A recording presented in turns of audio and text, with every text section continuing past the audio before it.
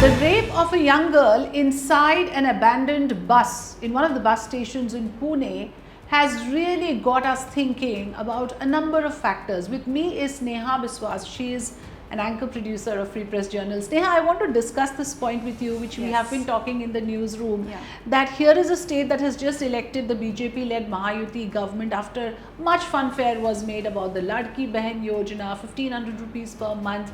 Do you think women get empowered with some amount of money at the end of the month?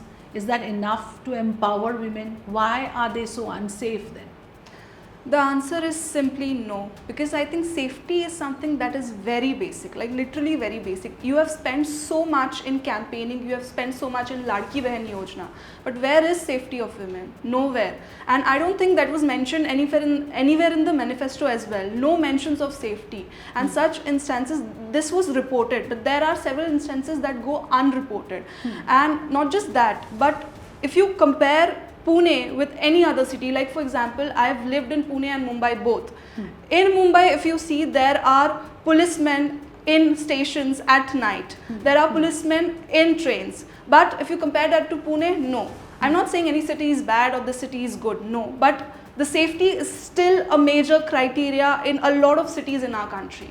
That's the point I wanted, in fact, to understand from you, that politicians might think that, you know, when it's election time, then you need those women voters, and precisely it is because of the women voters that a big mandate was won by the BJP and the Mahayuti, and then you take the votes for granted. It is indeed so sad, isn't it? But tell me, you've lived in Pune, you know this Swargate bus station. Yes, What is it like? I mean, a lot of people are saying, why was she there at that hour? Why did she believe a stranger? Would you ask a stranger, where is this bus? Has it ever happened to you that somebody said, "Are aapka bus wahan laga hai"?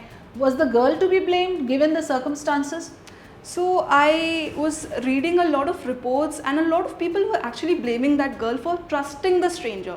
But me being in that spot, if somebody would have told me that the bus is there, I would have trusted that person. But it happens often. It happens, isn't it? yeah. In a It bus is very station, normal, because you tend to trust that person. And the girl was a domestic worker. Me coming from a city background, or a lot of girls, we tend to trust people easily. So the girl is not to blame on this. And I have been to that depot.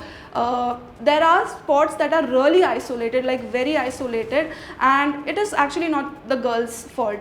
It makes me feel bad when I read reports like these that the girl is at fault. Nobody is blaming the man, but people are blaming the girl. Because, you know, you probably see yourself in that situation. You said, you've been there, and even I felt that it could have been anybody for that matter, right? Because this guy is a history sheeter. He has a crime record, and apparently is also politically connected. So is that what gives them this audacity? Like, you know, he is so sure that nothing can happen to him, no fear of the law. What is the reason? Yes, because there were a lot of pictures that are going around on social media where he has worked with a lot of party leaders.